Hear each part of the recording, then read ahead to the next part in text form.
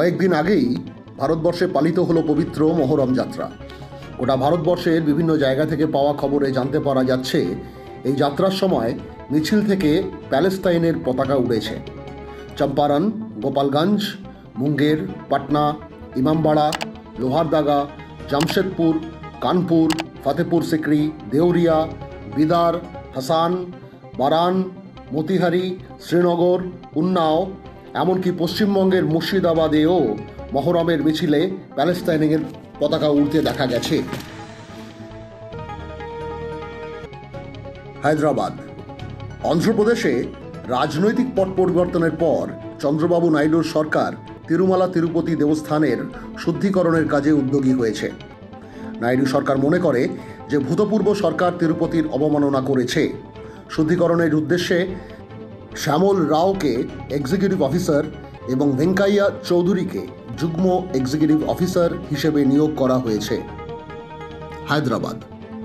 বিজয়ওয়াড়ায় শ্রী কনক দুর্গা মল্লেশ্বরা স্বামী দেবস্থানমের বহু জমি সরকারি রেকর্ডে ওই মন্দিরের মালিকানাধীন দেখানো সত্ত্বেও মন্দিরের কোনো নথিতে ওই সমস্ত জমির কোনো খোঁজ পাওয়া যাচ্ছে না। এ বিষয়ে মন্দিরের কর্তা ব্যক্তিদের কোনো ভাবনা আছে বলেও জানা যাচ্ছে না। অভিযোগ জানানো সত্ত্বেও তারা কোনো ব্যবস্থা নিচ্ছেন না। আশঙ্কা করা হচ্ছে প্রায় 200 কোটি টাকার জালিয়াতি হয়েছে। হায়দ্রাবাদ।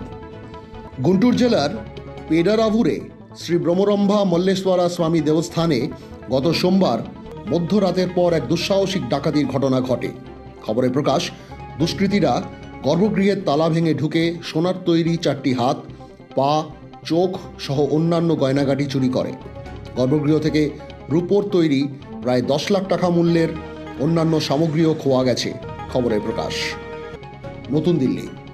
গত 1 জুলাই বিহার সরকারের নেওয়া বিহারের অন্যতম একটি পিছিয়ে পড়া জাতি তাঁতিদের তফসিলভুক্ত পান অথবা সাওয়াসিদের সঙ্গে মিশিয়ে দেওয়ার সিদ্ধান্তকে বাতিল করে সুপ্রিম কোর্ট জানিয়েছে সংবিধানের 341 ধারাকে অমান্য করে তফসিলভুক্ত কাউকে বঞ্চিত করা যাবে না।